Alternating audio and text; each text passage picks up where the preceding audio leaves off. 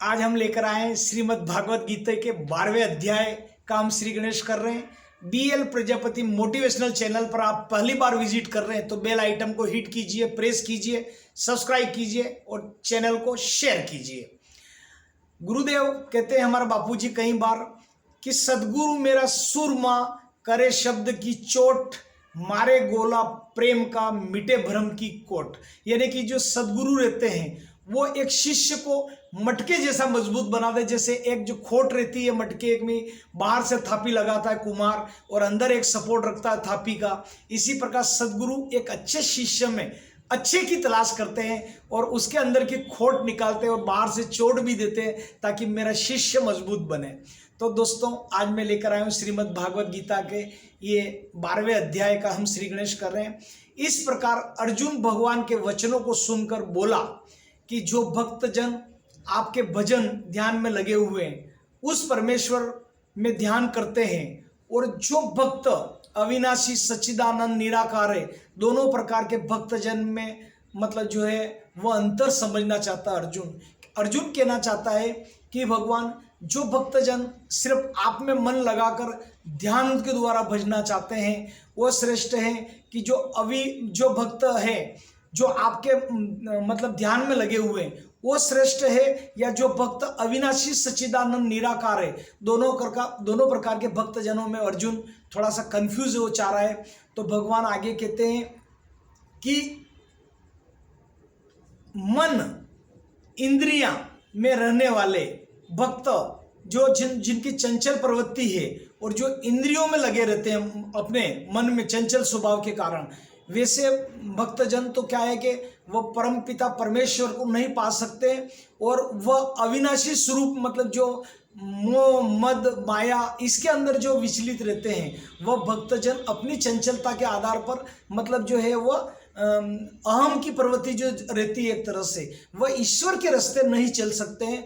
और जो भक्तजन जब तक शरीर में मन अभिमान रहता है तब तक वह निरंकार ब्रह्मा में स्थित होना कठिन है।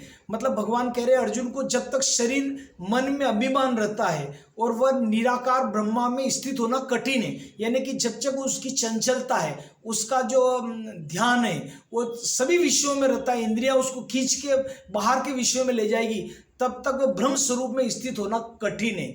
और अब आगे भगवान कह रहे हैं कि जो ध्यान योग चिंतन करते हुए मुझ परमेश्वर में जो एकाकार हो जाता है वह निश्चित रूप से ऐसा भक्तजन मुझे प्रिय है जो ध्यान मनन पठन करके जो ईश्वरी स्वरूप में योग के माध्यम से लगा रहता है, उसको मृत्यु का मतलब जो है वह संसार सागर से पार हो जाता है और उसका मैं उद्धार कर देता हूं। देखिए भगवान ने अर्जुन को बोला है कि जो मन लगाकर ध्यान करता है उसका निश्चित रूप से वह मृत्यु से पार हो जाएगा, उसका ध्यान करना चाहिए ईश्वर का, भगवान ने यह बोला है।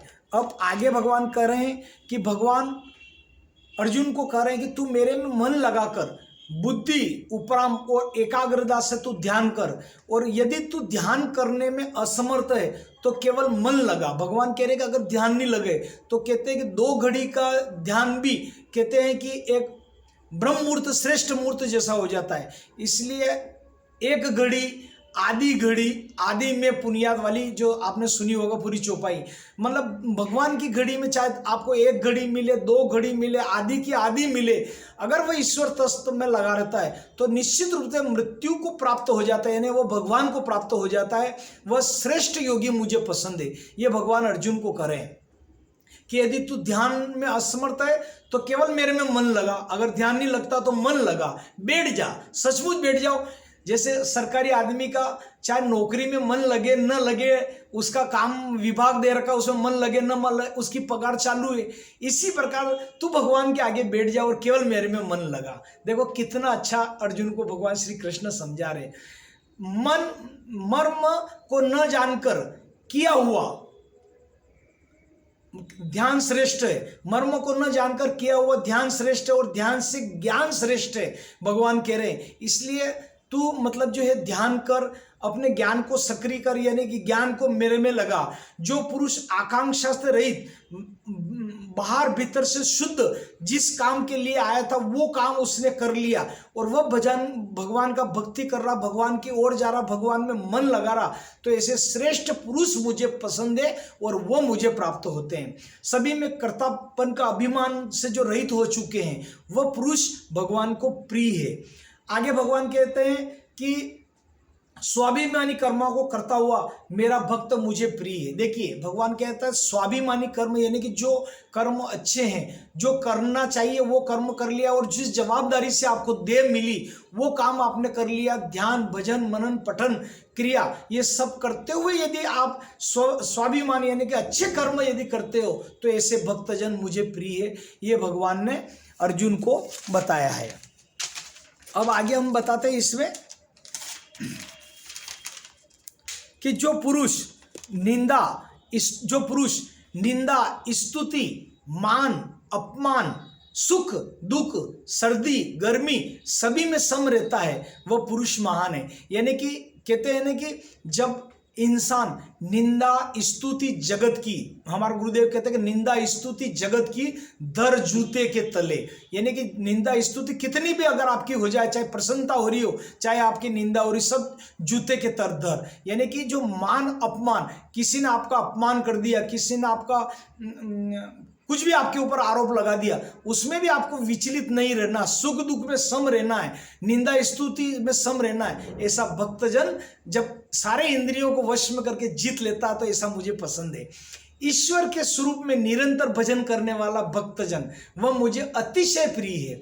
यानी कि भगवान अर्जुन को कह रहे तू मेरा को भजन कर, सब तरह का तू भूल जा, मान अपमान, सर्दी गर्मी दुख, और केवल मेरा भजन कर, तू मुझे प्राप्त होगा। यानी भगवान ने अर्जुन के माध्यम से मानव मात्र को संदेश किया कि ये संसार के थपेड़े आती रहेगी, मान मिले तो हजम कर, अपमान मिले तो हजम कर, निंदा स्तुति की जगत की जो होता रहे उसकी परवाह मत कर, और तू केवल मेरा परमेश्वर का ध्यान कर, ध्यान से सब कुछ संभव है। और ऐसे भक्तजन अहंकार रहित जो कर्म करते हैं वह मुझे प्रिय है। इसमें भगवान ने यह कहा है। आगे भगवान करें कि जब तक शरीर में अभिमान रहता है, जब तक अहम रहता है, और जब तक आप इंद्रियों के विषयों में बहते रहते हैं, मतलब चंचल मन आपका बहता रहेगा, तब तक उस ब्रह्मा परमात्मा की प्राप्ति कठिन है। मतलब ईश्वर कब हो पाएगा? जैसे अगर पानी है वो हलचल मचाता रहता है, इधर उधर है, बेता पानी मट मेला है, तो क्या उसमें आप अपना चेहरा देख सकते हैं? नहीं देख सकते। तो भगवान कह रहे मन इंद्रियां सब इनको विषय को आसक्त करके इसमें मतलब इनको वश में करना चाहिए, और इन सब में अभिमान रहित होकर मेरा ध्यान कर, तू मेरे में मन लगा तो तू मुझे प्राप्त होगा। वह भक्तजन मृत्यु को अगर प्राप्त होगा तो वह श्रेष्ठ मेरा भक्त मेरे को प्रिय है। इंद्रियों को वश के लिए लाभ हानि, इंद्रियों को वश में करना, उसमें लाभ हानि, और बोलते हैं संतुष्ट रहना, जो लाभ हुआ तो भी संतुष्ट, हानि हुई तो भी संतुष्ट, मान हुआ तब भी संतुष्ट, अपमान हुआ तब भी संतुष्ट, अपने को निश्चितता में रहना, एकाग्रता में, जैसे संत मुनि रहते हैं। एक संत की कथा हमारा बापूजी बोलते हैं कि एक महाराज जी नहाने के लिए जा रहे थे और एक बिच्छू था तो वह नदी में तड़प रहा था, तो उन महाराज जी ने उसको हथेली पे लेके निकाला, तो उनको महाराज जी को डंक मार दिया। तो वो वापस पानी में जा रहा, महाराज जी फिर निकाल रहे हैं, फिर वो डंक मार रहा, महाराज जी फिर उसको निकाल रहे हैं, वो डंक मारे ही जा रहा। तो वहाँ पे 2-3 नहाने वाले थे, जो मनुष्य लोग रहते हैं सभी ये ऐसे नहाने वाले, उन्होंने बोला महाराज जी ये आप पे डंक मारा जा रहा है और आप इसको निकालने के लिए प्रयास कर रहे हैं। बोले ये इसका जब खोटा कर्म नहीं छोड़ रहा है, इसका जो गलत कर्म है ये अपना कर्म नहीं छोड़ रहा है, ये डंक मार रहा, और मैं अच्छा कर्म कर रहा हूँ, इसको निकाल रहा हूँ पानी से, तो मुझे मेरा अच्छा कर्म करते रहना चाहिए, ये भले मुझे डंक मारे तो मारे। तो ऐसे होते संत महात्मा, नदी, प्रकृति, फूल पत्र पत्तियां, पेड़ पौधे, ये संत जन ये दूसरों को देने के लिए इनका जन्म हुआ है। इसलिए भगवान कहते हैं इस 12वें अध्याय में कि तू अर्जुन नेक कर्म कर, अच्छा कर्म कर, मान प्रतिष्ठा से हट के कर, इनमें आसक्ति मत लगा किसी प्रकार का कि कोई मेरी तारीफ करेगा, कोई मेरी वाही करेगा। केवल और केवल तू ज्ञानवान बन, तू ध्यानवान बन और श्रेष्ठ कर, और श्रेष्ठ करके तू इंद्रियों को वश में करके सिर्फ और सिर्फ मेरे में ध्यान लगा, और ध्यान में लगाए तो मन लगा, मन को एकाग्रचित करके तू मेरे में समा जा, निश्चित रूप से तू मुझे प्राप्त होगा। तो भगवान का एक घड़ी आधी घड़ी हमें निश्चित रूप से ध्यान करना चाहिए, तब हम परमपिता परमेश्वर की शरण में रहेंगे तो हमारा वो कमान संभाल लेगा ईश्वर। बोलो सच्चिदानंद स्वरूपानंद भगवान की जय, गुरुदेव भगवान की जय, कृष्ण कन्हैया लाल की जय, गौ माता की जय, धर्म की जय हो, अधर्म का नाश हो, प्राणियों में सद्भाव हो, विश्व का कल्याण हो, गौ माता की जय, सनातन संस्कृति की जय, हर हर महादेव। तो भक्तों, कल हम 13वें अध्याय का महात्म्य लेकर आएंगे। आज के लिए इतना ही। जय श्री कृष्ण। चैनल को सब्सक्राइब कीजिए, लाइक कीजिए, शेयर कीजिए।